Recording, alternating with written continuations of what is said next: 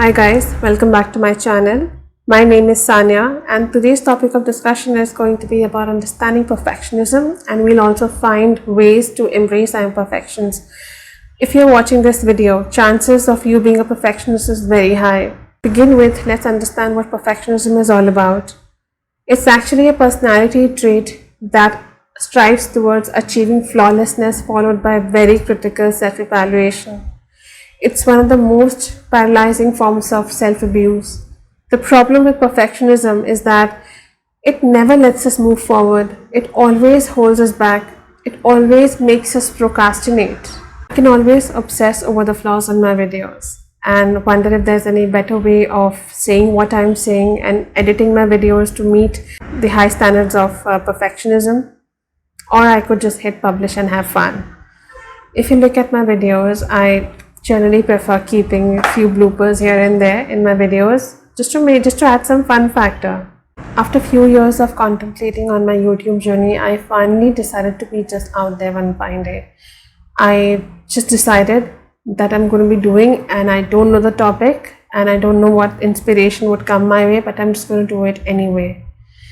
And I realized how much perfectionism was just holding me back. And when I'm actually editing my videos, I make sure that I keep some realness in it, and I don't strive to achieve perfectionism because it will never be.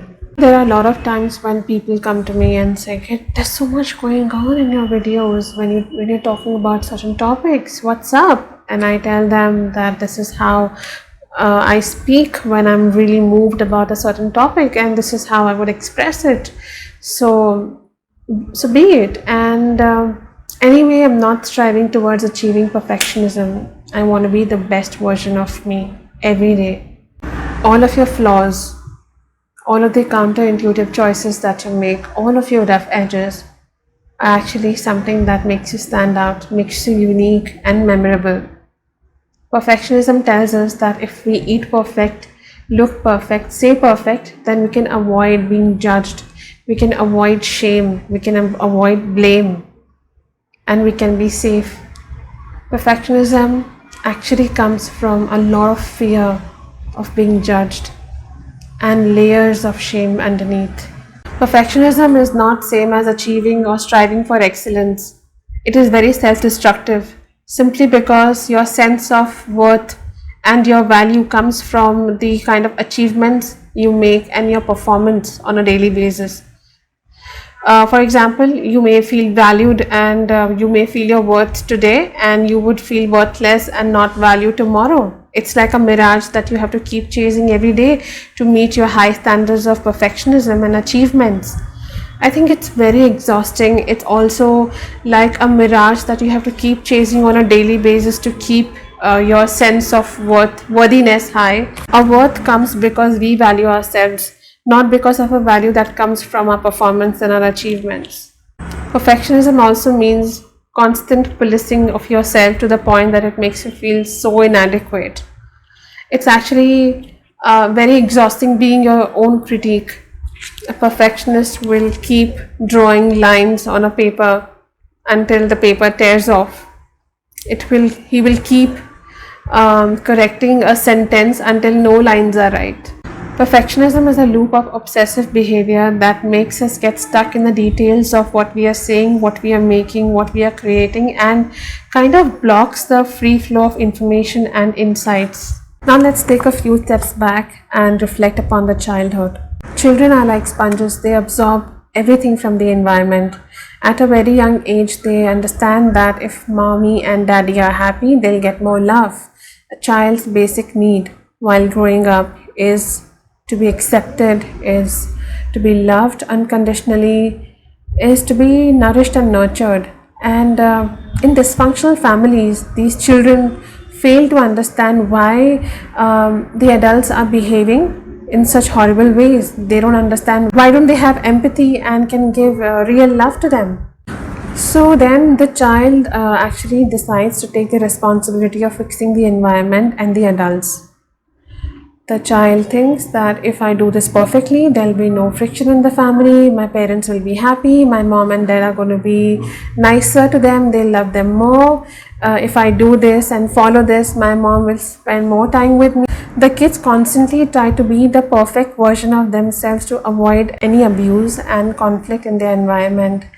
They say yes when they want to say no, and say no when they want to say yes. And they end up being people pleasers. But eventually, these children realize that no matter what they do, they cannot fix the environment and the adults in the family. Many parents, they project their own traumas onto their children and blame their children for making them feel what they do.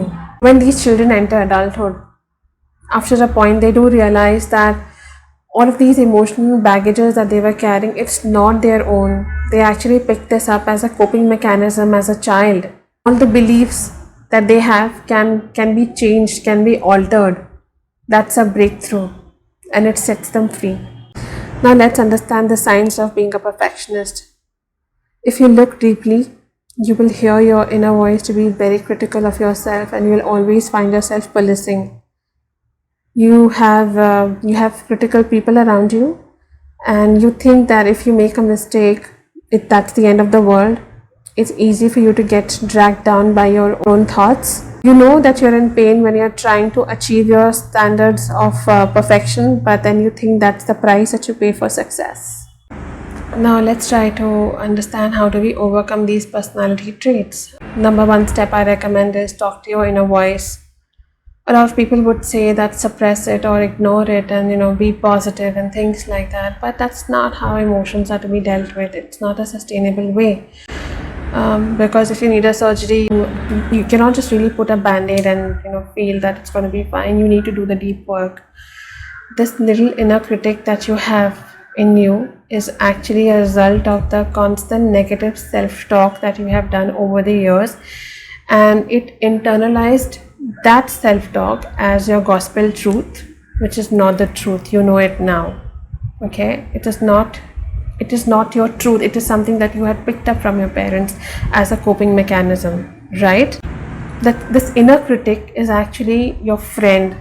It's actually trying to help you or trying to protect you from danger. It has good intentions. It's not there to hurt you or harm you. But then doing the deep work would mean every time you catch yourself going back in a loop of perfectionism, you need to ask yourself, what is it that you're trying to achieve in this situation? What is it that is your goal?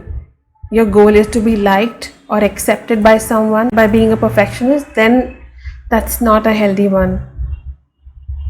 That's not a healthy one, because perfection doesn't exist.